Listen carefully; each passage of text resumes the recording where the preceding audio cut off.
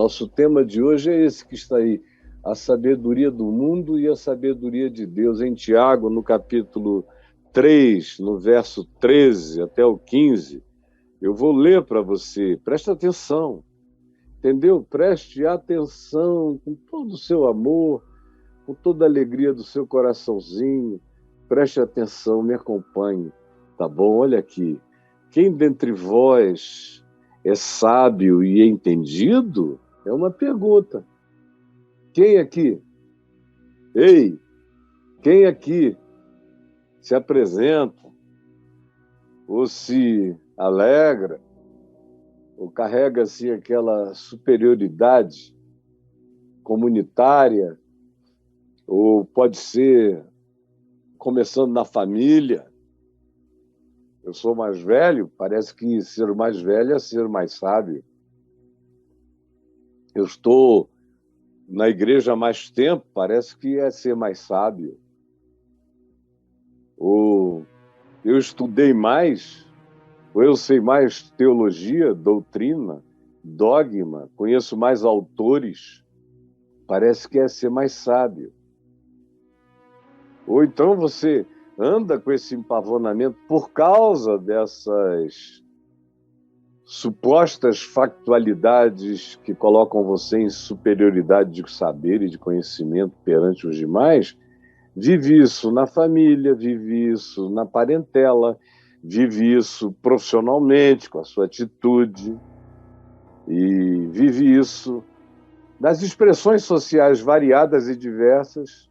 Em geral, essa pessoa que se pensa mais sábia, superior, mais conhecedora, se auto-premia ou premia com certas medalhas de autoexaltação que o tornam um grande, pedante, chato, orgulhoso, horroroso. Em vez de fazer o cara melhorar, o piora. Porque a motivação dele para saber não foi a melhor. E quando a nossa motivação para aprender não é a melhor, preste atenção.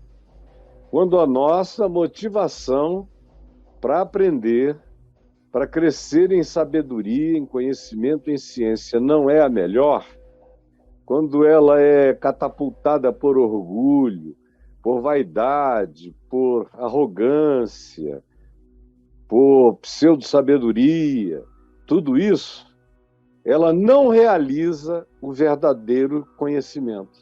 Não realiza, entendeu? Não realiza. O cara faz pós-doutorado, mas não realiza sabedoria. Ele pode se tornar uma enciclopédia de conhecimentos memorizados, mas ele não é uma encarnação de sabedoria amorosa. Como diz Paulo, porque aquele que pensa que sabe, está lá em 1 Coríntios 8, aquele que pensa que sabe, com efeito, não aprendeu ainda como convém saber. Porque aquele que pensa que sabe, não aprendeu ainda como convém saber. Ele disse, Paulo, lá em 1 Coríntios 8, que o saber, segundo o mundo, segundo a presunção, segundo a arrogância, ele apenas nos incha, nos infla, nos engorda de conhecimento, nos faz glutões de conhecimento, nos faz obesos de informações, mas não realiza o verdadeiro conhecimento. Porque se você sabe todas as coisas, como Paulo disse em 1 Coríntios 13, se você tem todo o conhecimento, toda a sabedoria, todas as interpretações e saberes disponíveis em você, mas se você não tiver amor, nada disso vai ter valor. Você pode até receber prêmios, mas O mundo espiritual não conhecerá jamais você como um ser humano que carrega a sabedoria de Deus. A sabedoria de Deus é praticada com amor. Então, deixa eu perguntar de novo a você o que Tiago perguntou. Quem aqui é sábio e entendido? Por que você acha que é? E aí, Tiago diz, se é, mostre. Como a gente mostra? E a gente fica logo querendo imaginar que o sábio e entendido tem que mostrar isso num concurso de saberes, e numa live com um outro para fazer uma espécie de duelo de conhecimentos, ou procurando grupos, academias, para expressar o quanto você sabe. Eu não estou dizendo que não haja hora para esse tipo de exposição acadêmica. Tem hora. Só não pode ser com esse objetivo, nem com essa motivação, nem por causa dessas catapultas carnais na mente e no coração. Sabedoria é para gente madura, não é para tolos. Tolos adquirem milhões, trilhões de informações e nunca se tornam sábios. Porque a verdadeira sabedoria é demonstrada num laboratório diferente, onde o conhecimento é expresso como atitude, como comportamento, como posicionamento, como postura, como olhar, como interpretação, como escolha. Quem aqui é o sábio e o entendido? Então mostre. Mostre, ele diz quais são as demonstrações que se espera segundo o Evangelho, segundo Jesus, segundo Cristo Jesus. Mostre como? Curando doentes, profetizando, gritando, fazendo demônios correrem, você correndo atrás. Mostre como. Desenvolvendo alguma coisa no laboratório e ficando morto de soberba pessoal porque desenvolveu isso. Aí você ainda é um menino. Mostre a verdadeira sabedoria. Primeiro em mansidão. Mansidão de sabedoria. Porque senão o suposto sábio, a primeira coisa que acontece com ele é ficar arrogante. É perder o bom senso. Estranho, não é? Sábios sem o amor são sábios sem mansidão. Sábios sem mansidão são sábios sem bom senso. São apenas acumuladores de conhecimentos que não podem ser medidos pela atitude, pelo comportamento, pela sensatez relacional, pela postura que grita o seu saber espiritual até no seu silêncio. Mostre em mansidão, numa sabedoria mansa, sem arrogância, sem a vaidade do saber. Mostre, mediante condigno proceder. Mostre, pelo seu modo de viver, de entrar, de sair, de falar, de responder, de não responder, de silenciar, de acolher, de socorrer, de abraçar ou de não abraçar, de discernir o tempo, o modo, a hora. A verdadeira sabedoria sabe o tempo, sabe o modo. Mediante condigno proceder, mostre, demonstre. Mediante as suas obras, mediante as suas ações, mediante o fruto. A verdadeira sabedoria é dom de Deus e dá o fruto do amor, da alegria, da paz, da bondade, da fidelidade, da lealdade, da justiça, da mansidão, do domínio próprio. Senão não é sabedoria, é só conhecimento, é só informação, é só enciclopedicismo. Não passa disso. Mas a verdadeira sabedoria é demonstrável e só é perceptível pela manifestação da vida.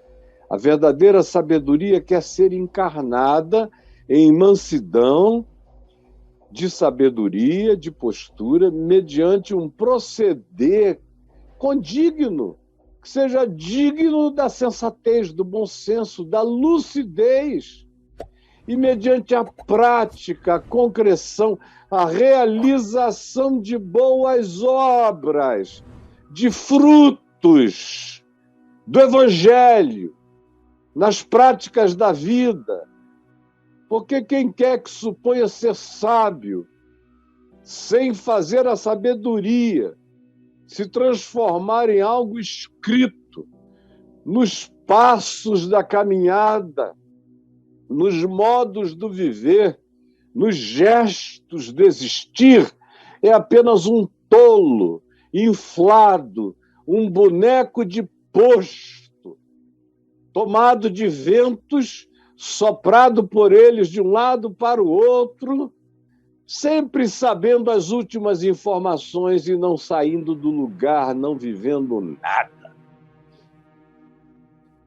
Se, pelo contrário, prossegue Tiago, tendes em vosso coração, trazeis no coração, se vocês carregam no coração, no interior, na mente, nos pensamentos, nos sentimentos, algumas outras coisas, dá para ver que o que existe em vocês não é sabedoria, porque, segundo Deus, sabedoria não é medida pela acumulação, a acumulação de informações. Mostre que o coração ficou sábio, porque ele venceu as coisas da sabedoria baixa, da subsabedoria, que é o que a maioria louva, sem saber que não está nem de longe no nível da sabedoria que é demonstrável no laboratório da vida, como prática de mansidão no saber, de condigno proceder e de obras de amor, de graça, de fidelidade, de caráter na relacionalidade, obras vivas.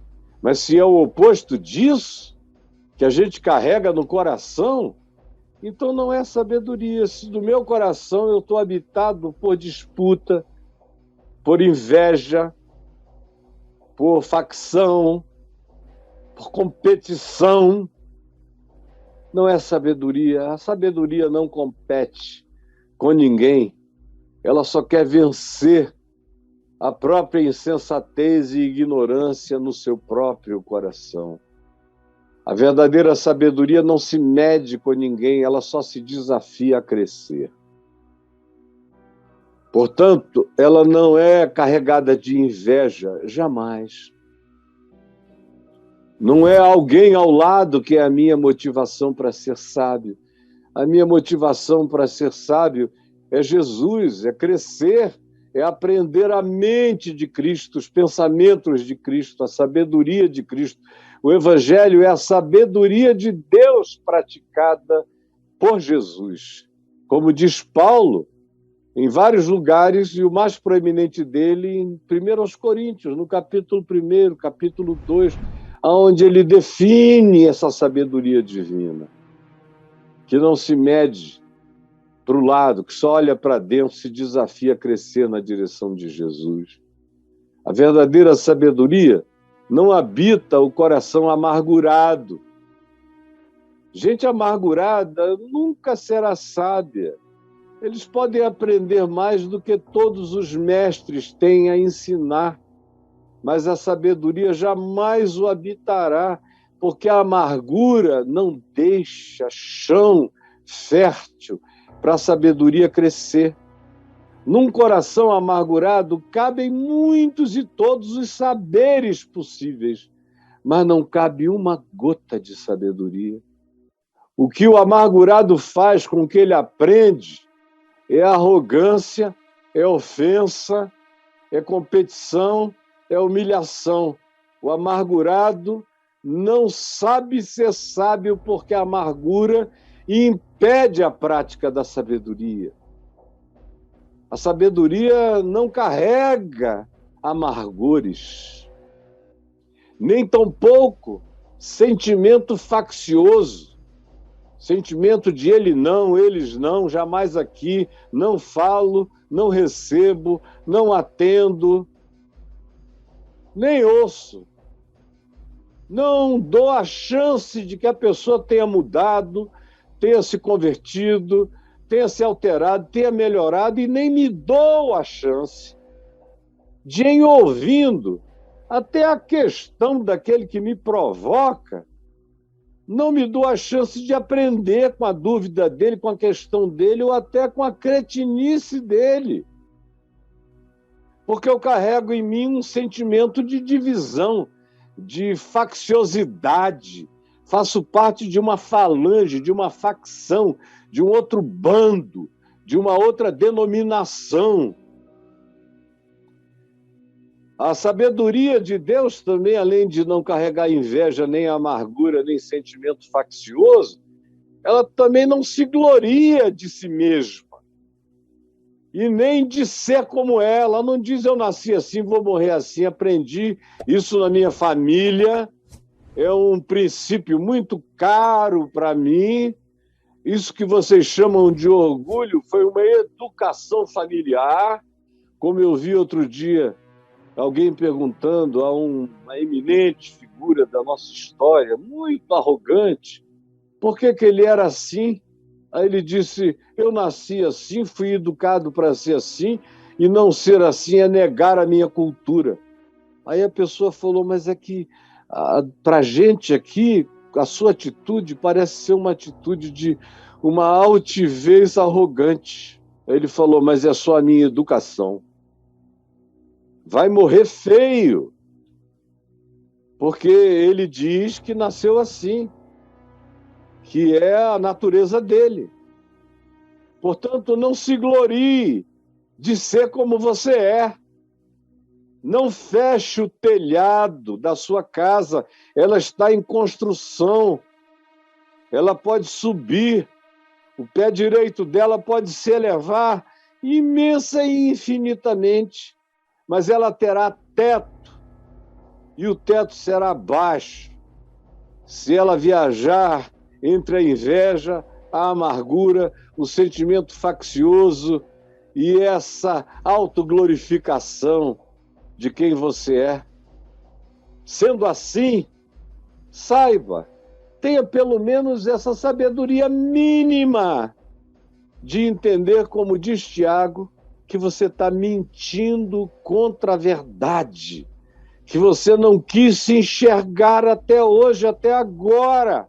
Está cego, cego pelo tapume, cego pelas vendas da falsa sabedoria, do falso conhecimento, da falsa teologia, da falsa doutrinação, da falsa sabedoria, do falso saber. Está engordo, está inflado, virou glutão de informações, mas está magérrimo, definhando pela falta de sabedoria, definhando no casamento, definhando junto aos filhos, definhando em relação às amizades, definhando em relação aos vínculos, definhando. O que tem parece aquele tal de megamente. É só um cabeção, mas não tem um coração maior do que a cerebração. Por isso se jacta de ser o arrogante de conhecimentos, mentindo contra a verdade, chamando isso de sabedoria, quando isso é apenas o prêmio da insensatez. Aí Tiago prossegue dizendo: esta não é, preste atenção, esta não é, esta não é. Nesse tipo de vida não cabe o que a gente pode chamar de sabedoria de Deus.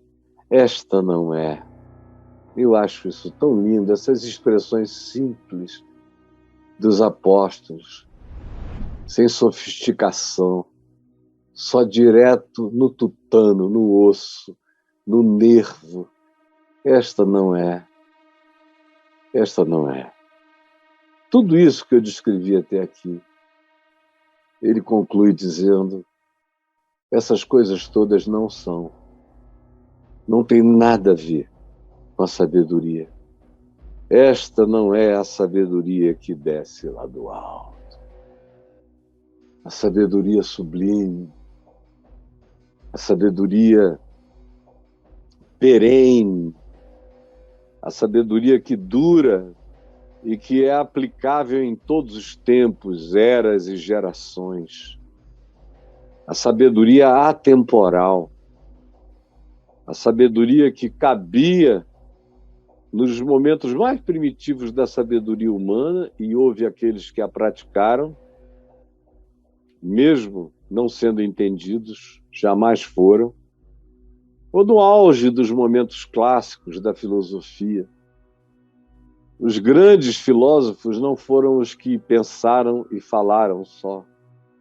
Foram os que tiveram a coragem de viver pelas implicações, como foi o caso de Sócrates, que, pelo amor à sabedoria verdadeira, foi envenenado e tomou o próprio veneno, a cicuta que a ele foi dada, porque a proposta era ou negar a sabedoria e ter vida, ou manter a confissão da sabedoria e morrer.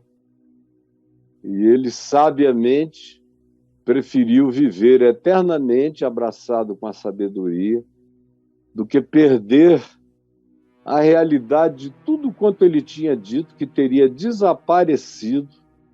Ele não teria sido nem objeto dos escritos de Platão, que na realidade celebrizaram Platão, não só a Sócrates. Foi a vivência, a existencialidade da sabedoria vivida por Sócrates que também imortalizou Platão, narrando-a. E eu não estou reduzindo Platão só a Sócrates, mas eu estou dizendo que Sócrates foi a catapulta principal. A verdadeira sabedoria, ela se pratica pelo sábio. Esta não é a sabedoria que desce lá do alto. Antes, essa sabedoria que eu já descrevi aqui, invejosa, amargurada, cheia de sentimento faccioso, soberba, arrogante, que mente contra a verdade, que se auto-engana, presunçosa, não vem lá do alto. Antes, ela é apenas terrena, ela é animal, ela é demoníaca. Ao dizer terrena, ele está dizendo, ela faz parte apenas dessa lógica linear das vantagens, das conclusões, das contas que se fecham. Soma, 2 e 2 são 4, então é aqui que eu fico. Mas a sabedoria diz, é verdade, 2 mais 2 são 4. Mas a gente com 4 pode socorrer 8, pode socorrer 10, pode socorrer 12. A sabedoria terrena faz a conta e diz, só dá 4, quem não coube nos 4 fica de fora. E sai ainda se auto-justificando, eu fiz o que as contas determinavam. Eu só fiz até onde a lei determinava. Eu segui a lei, mas a sabedoria que vem lá do alto, ela é maior do que a lei. Todas as leis. A sabedoria que vem lá do alto, ela é plena de outras coisas que são infinitamente maiores do que regulamentos terrenos, do que legislações terrenas. Não para a nossa prática, mas para o olhar compreensivo da dificuldade do próximo. A sabedoria lá do alto não mede a vida apenas a partir da linha terrena do horizonte. A sabedoria de Deus não é animal, não é a sabedoria do leão, nem tampouco a do elefante, que é tão sábio entre os animais. Não é a sabedoria das aves, não é a sabedoria do predador, não é a sabedoria daquele que pelo tamanho ou pela força se impõe contra a natureza sem limites.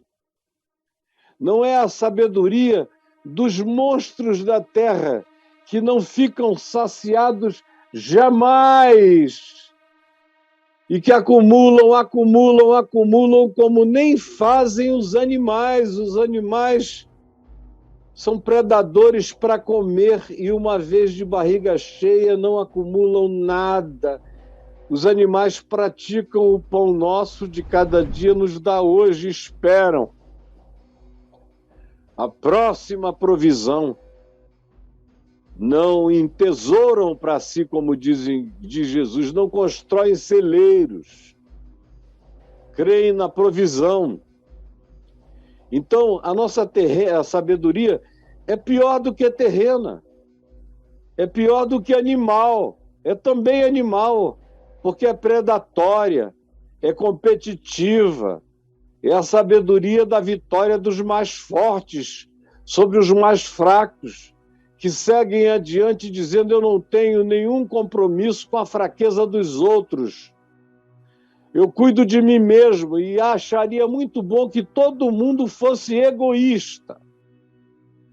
Como semana passada eu vi um suposto sábio brasileiro dizer, e eu já ouvi muitos espertalhões universais darem aula de conhecimento falando da necessidade mínima de você carregar esse espírito da sabedoria predadora animal. Que sem um mínimo de predatoriedade não tem sabedoria que coloque você adiante. E aí Tiago diz, essa que a gente encontra sendo estimulada nos cursos, por muitos coaches hoje em dia, por uma quantidade enorme de livros, e que te estimulam supostamente a se tornar sábio, mas a melhor alternativa é transformar você num espertalhão, num astuto, num indivíduo que tem uma segunda agenda sempre, esperando a hora de pular em cima, de dar o bote, de dar o golpe, e chamam isso de sabedoria, porque o cara sabe esperar a hora de atacar, porque a Bíblia dele é a arte da guerra, porque o guru dele é Maquiavel. Então, se chama esse cara de sabedoria no mundo político. Esse é o grande sábio, que diz a hora de morder, de ferir, de apunhalar. Esse é glorificado. Esse tem carreira longa no que faz. Mas saiba, ele é apenas um ser de sabedoria terrena, animal e demoníaca. Esse saber é emulado por demônios, por forças espirituais do engano, que enganam o próprio indivíduo, que mente contra a verdade nele mesmo, e engana o outro, como Paulo diz, escrevendo em 2 Timóteo, no capítulo 3, eles seguem enganando e sendo enganados, seguem enganando e sendo enganados, porque quem engana se auto-engana, quem engana se auto-engana. Não esqueça isso, repita comigo, quem engana se auto-engana. Essa sabedoria demoníaca, e se é a sabedoria do demônio, ela é sempre algo que te destrói. O demônio não faz relações pacíficas com os humanos. Mesmo aqueles que conscientemente a ele se entregam serão devorados, porque a força demoníaca te engorda, te alimenta, te ceva para te comer na hora do banquete do inferno, bem gordinho, no dia da calamidade que chegará indubitavelmente. Pois onde há inveja, olha para mim aqui, pois onde há inveja, presta atenção, não é preciso pregar, é o que eu tenho feito aqui, é só explicar o óbvio. Quem dera esse óbvio que eu estou explicando aqui fosse pregado todo domingo, pelo menos, em todas as chamadas igrejas do Brasil. A gente ia ter uma outra igreja em pé na sociedade, diferente dessa coisa louca, dessa meretriz ensandecida que se chama de igreja à nossa volta, que é cheia de tudo, inchada de tudo, menos de sabedoria lá do alto. Pois, aonde há inveja, e me diga, se no seu grupo de sábios religiosos não está cheio de inveja. Eu lido com eles há praticamente 50 anos, todo dia. E a coisa que mais me admira é quando eu encontro pessoas sem nenhuma inveja, que não se medem nunca, são raros e são livres. A gente os conhece porque eles são sinceros, livres. Eles respondem a tudo que são perguntados, eles não escondem. Eles abrem o coração, eles falam com verdade, com sinceridade. Quando eu digo eles, são todos, elas, e quem mais você queira incluir em todos. A sabedoria lá do alto, ela não carrega essa inveja, nem sentimento faccioso. Porque aonde quer que esse tipo de espírito invejoso e de sentimento faccioso, comum na sabedoria terrena, animal e demoníaca, aonde quer que a gente cultive isso como valor, como significado, preste atenção, aí há. Não é haverá, aí há, com certeza, aí há confusão. Aí há confusão. Você sabe perfeitamente aonde não há sabedoria, avaliando só a confusão. Olhe em volta, porque você chama de cristianismo e você vê o quê? Sabedoria ou confusão? Confusão. Aí há confusão. E aí há toda espécie de coisa ruim, de sentimento ruim, de postura ruim, de interpretação ruim, de atitude ruim, de ódio, de raiva, de intolerância, de disputa. Como é que alguém pode melhorar sendo tão ruim, tão perverso, tão maligno, tão demoníaco, e ainda se arroga a dizer que se aumentarmos no mundo a presença desse grupo, o mundo vai ficar melhor? Quando? Nós temos mais de 1.700 anos da demonstração de que essa prática, que é praticamente o script do cristianismo, não melhorou nada em lugar nenhum, matou muitos milhões e destruiu conhecimentos, sabedorias, queimou bibliotecas, acabou com saberes, fez loucuras, eliminou os inteligentes, glorificou os estúpidos no curso da história, porque oriundamente desse ambiente não pode haver nada que não seja mexido pela colher de pau da confusão e toda espécie de coisas ruins. Agora veja a diferença. A sabedoria, porém,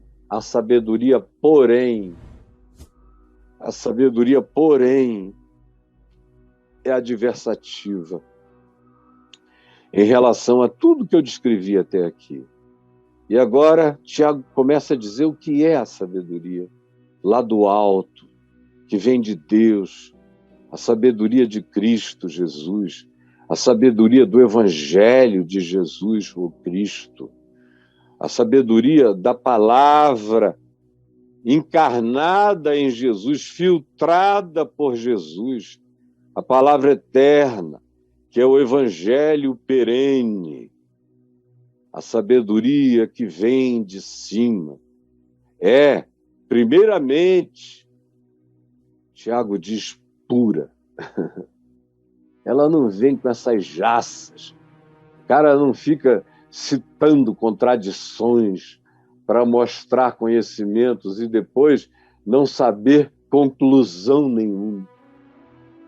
A sabedoria lá do alto purifica, filtra, simplifica, opera pelo amor, faz tudo passar pelo filtro do amor, da verdade, da justiça, da bondade, da fidelidade.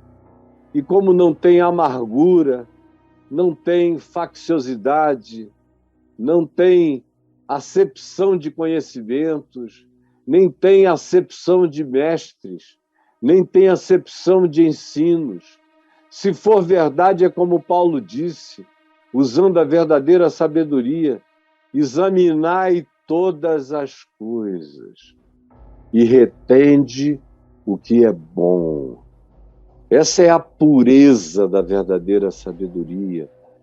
É examinar tudo e fazer o filtro, ficar com a essência, com o suprassumo, com aquilo que tem a ver com o extrato da vida, que é amor, que é verdade, justiça, alegria, paz, bondade, longanimidade, domínio próprio.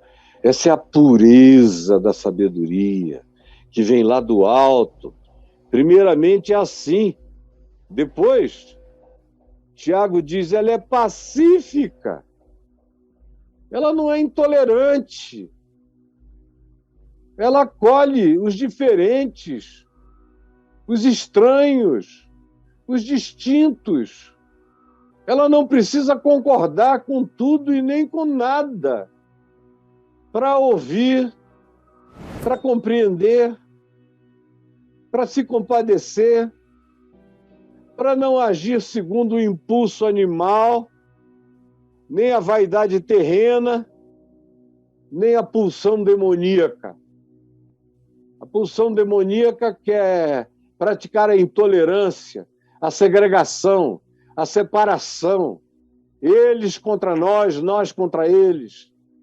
Mas a verdadeira sabedoria, em primeiro lugar, é pura. Ela não tem essas categorias nem esses critérios. Em segundo lugar, Tiago diz, ela é pacífica. Ela promove paz. Ela não precisa ter razão. Ela não briga por vencer, fazer e impor as suas teses. O maior esforço dela é pela manutenção da paz, aonde possa existir algum diálogo, porque a verdadeira sabedoria sabe que nada, nenhuma lucidez se instila no coração de ninguém se não for através da atitude pura e do gesto pacífico e desarmado. Se não for assim, você só arma o outro contra as possibilidades da absorção da sabedoria. Por isso ela tem que ser pacífica. Que coisa mais absolutamente óbvia, não é? Pura, sem arrogâncias, sem complexificações. Quanto mais você vai direto ao que é verdade, ao ponto, melhor. Não precisa criar a sinuosidade de uma lista de saberes, nem apresentar uma bibliografia descomunal para cada coisa que você concluiu na vida. Não. Só conclua com amor. E se é segundo o Evangelho, pratique. Porque a sabedoria lá do alto é assim, pura. Depois ela é pacífica. Depois ela é indulgente, acolhedora. Ela é pacífica e ela é inclusiva, ela é acolhedora, ela é misericordiosa. Ela olha e ela vê o que o outro não compreendeu, vê as razões psicológicas do outro não ter compreendido, as razões culturais, as razões circunstanciais do espaço-tempo, da história em que ele viveu, da geração abrucutuzada da qual ele fez parte. Na verdadeira sabedoria, toda essa indulgência de olhar tem que estar presente, senão não é a sabedoria que veio lá do alto. Porque a sabedoria que veio lá do alto continua aqui a se descrever, dizendo que ela é tratável, ela é gentil, ela é cavalheira, ela conversa, ela ouve, ou ela até silencia, ou ela até sorri com aquela atitude branda e sabendo que não existe possibilidade de continuar alguma coisa que não vá transformar-se em conflito, ela prefere deixar o conflito e se retirar aonde ainda é possível retomar qualquer conversa, sem um bloqueio definitivo no coração do outro.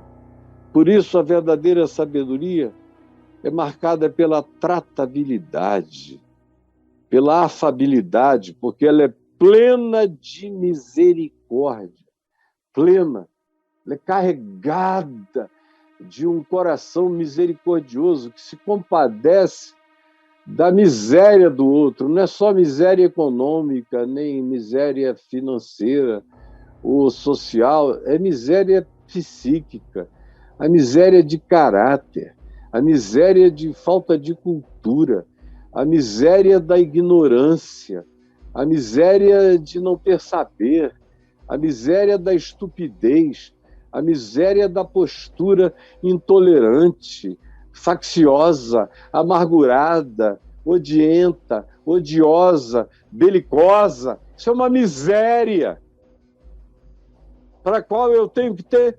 misericórdia.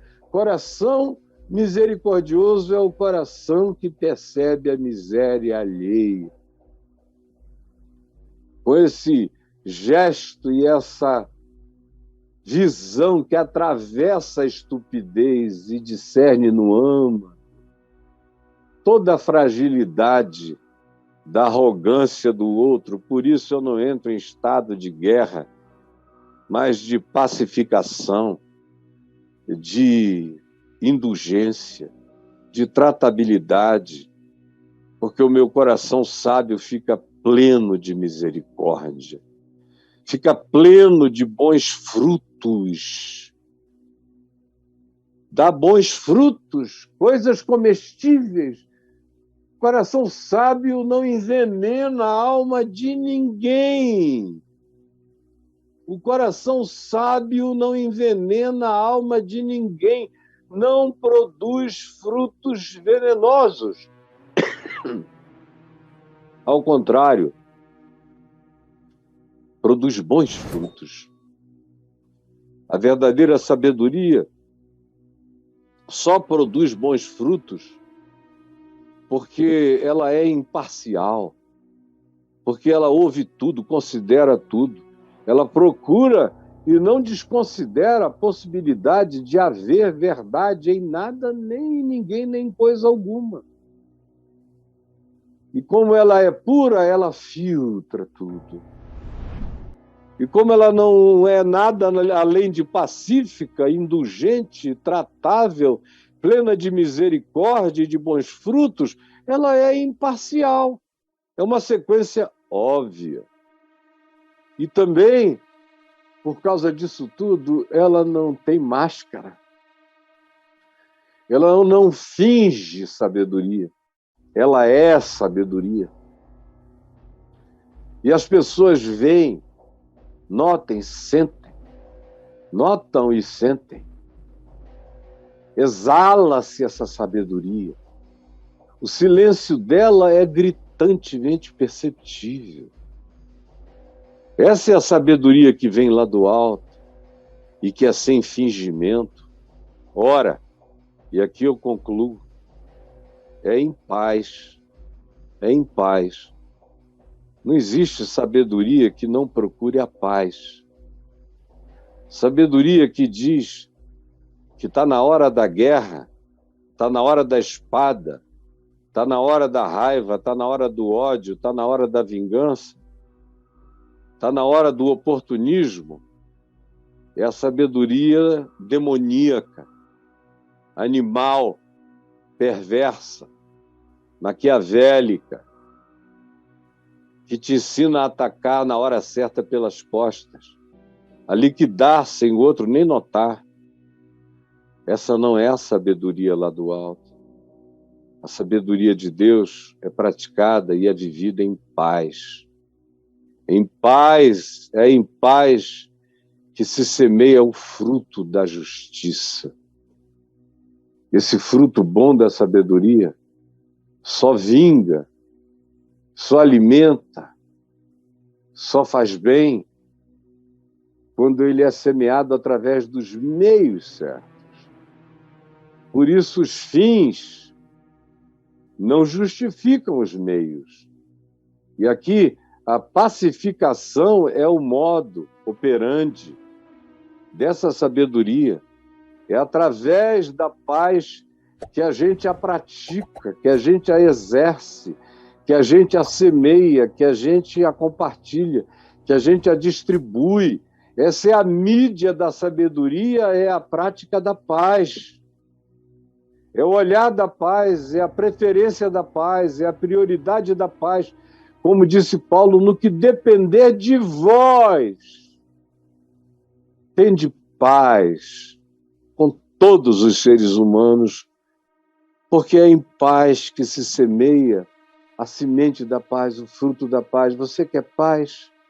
Eu vejo muita gente querendo paz e tentando encontrar paz por meio da intolerância, da raiva, da ortodoxia discursiva, do atropelo apologético, da profecia contra a alma do outro, transformando conversas fraternas e familiares em ameaças escatológicas de juízo. Assim só se produz a confusão e o inferno, batizado em nome de Jesus, que a gente assiste entre nós, porque a prioridade não é paz, nem paz para eles, nem paz uns com os outros, e muito menos paz com o resto da sociedade, que se dane, com ela eu serei intolerante. Eu quero é ganhar o poder para impor o que eu chamo de valor certo contra os outros. É promotor da confusão, do ódio e da destruição, em nome da sabedoria. Porque é em paz que se semeia o fruto da justiça para os que procuram a paz. Para os que procuram a paz. É assim que eu devo lidar com todos os seres humanos, é assim que deve ser a minha vidinha, entendeu? No entanto, se eu quero ser sábio, eu tenho que saber a diferença entre a astúcia terrena, mundana, animal, predatória, demoníaca, do espertalhão, e a sabedoria mansa, pura, indulgente, misericordiosa, imparcial, justa, cheia de compaixão, de capacidade de olhar e se solidarizar com a ignorância e com a história da estupidez humana.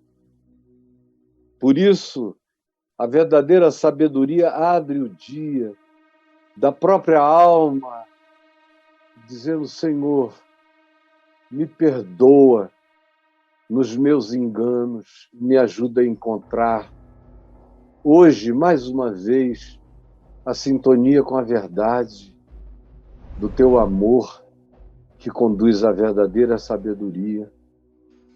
E me ajuda, Senhor, a não praticar a insensatez de nenhuma forma de sabedoria mundana.